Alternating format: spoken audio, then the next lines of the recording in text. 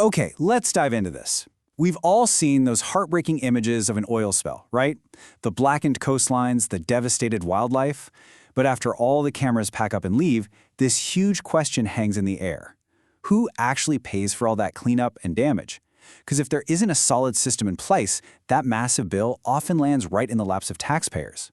So today, we're going to unpack the really intricate international system that's been designed to make sure that doesn't happen. Just imagine the scene for a second. It's an absolute catastrophe. A tanker has split open. A beautiful coastline is completely ruined. The costs are just astronomical. We're talking hundreds of millions, maybe even billions of dollars. And it's not just the cleanup, you know? It's the lost livelihoods for fishing communities. It's the tourism businesses that are totally wiped out. It's the long-term harm to the environment. So who's on the hook for a bill that size? All right, so before we can even figure out who pays, we need to get clear on what they're paying for. And international law is super specific about this. Pollution damage isn't just the oil you see on the beach. It's also the economic loss that follows. And, what's really crucial, it also covers the cost of all the actions taken to prevent or minimize the spill from getting worse in the first place. For the longest time, there was just no clear answer to that who pays question. It was messy, and it often left the victims and local taxpayers holding the bag. Well, that all started to change back in the late 1960s, after a couple of really major spills basically forced the world to sit down and create a brand new rulebook. And it was a foundational shift in maritime law. And here it is, the absolute core principle. The 1969 Civil Liability Convention, or CLC for short, brought in this idea of strict liability. This was a total game changer. For the very first time, the owner of the tanker was automatically held responsible, and it didn't matter if it was their fault or not. The logic was simple. You own the ship, you own the problem. It created a clear, direct line of accountability. And you know, this system didn't just pop up overnight. It's been evolving for decades. You can see on this timeline here, it all started back in '69, but then it got a major update in 1992 to make it even stronger. This really shows that it's a living system, one that's been adapting to new challenges for over half a century. So let's take a closer look at what that '92 upgrade actually did. It just makes sense, right? As ships got bigger and the potential for damage grew exponentially, it was pretty obvious the original rules needed more teeth. The answer was the 1992 Protocol, which was a massive upgrade designed for a new era of shipping. Now this is where it gets really interesting. This slide just lays it all out. You can see how the system expanded in every single key area. The geographic scope went from being just a narrow strip of coastal water to the much larger exclusive economic zone. It started covering not just tankers full of oil, but empty ones too. Because, hey, they can still spill their own fuel. And then look at the liability limits. A huge jump. And this bar chart really drives that point home. See that little bar on the left? That was the old limit. Now look at the one on the right under the new 1992 Protocol. The maximum liability for the ship owner didn't just go up a little bit, it more than quadrupled. That sent a really clear signal that financial responsibility was going to scale up right alongside the risk. But what happens when even that much larger amount isn't enough? This is where the true genius of this whole international system comes into play. They didn't just stop there. They created a second layer of protection, a massive backup fund for when things go really wrong. The easiest way to think about it is like this. The ship owner's liability, that's Tier 1. It's their basic insurance.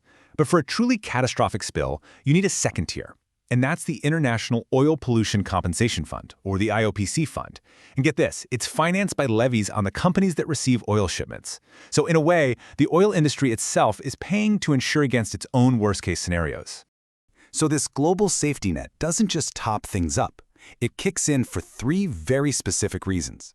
One, the disaster is just so big that the costs go way over the ship owner's limit.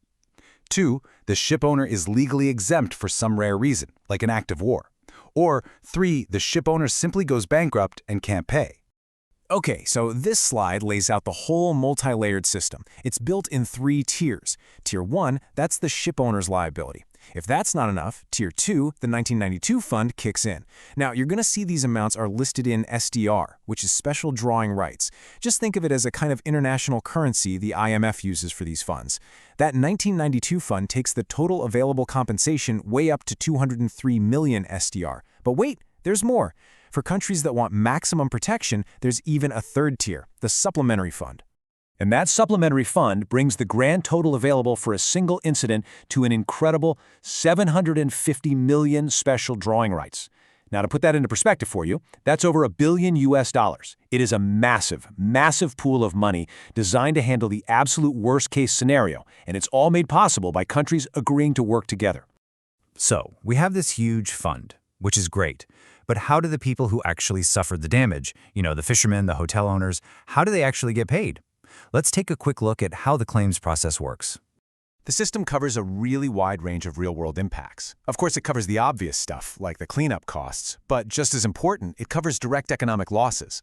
So think about a fisherman whose fishing grounds are totally contaminated, or a seaside resort whose beautiful beaches are suddenly covered in oil. It can even cover the cost of studies to figure out just how bad the environmental damage is. And there's a really clear process for this whole thing. It's not a free-for-all. You have to submit a claim with evidence. The director of the fund has the authority to go through these claims and make payments. For the really big ones, there are more checks and balances. It's a well-oiled machine designed to get compensation to those who deserve it in a structured, fair way. So, to wrap all this up, it's really important to understand that this powerful system for oil tankers doesn't exist in a vacuum. It's actually a blueprint that fits into a much wider web of international maritime law. The principles that made the oil pollution system so successful, that idea of strict liability and mandatory insurance, they've been copied and pasted into other areas. For example, there's something called the Bunker Convention, which applies similar rules to spills of a ship's own fuel, and that applies to almost all big ships, not just tankers. It really shows a commitment to spreading accountability across the entire maritime world. And that brings us to the final, and maybe the most crucial question. This entire system was designed for an era of oil. But as the shipping industry starts looking at new fuels like ammonia or hydrogen to try and decarbonize, what kind of new risks are going to pop up? This incredible global safety net has evolved before, and the big question now is, how will it have to adapt again for the challenges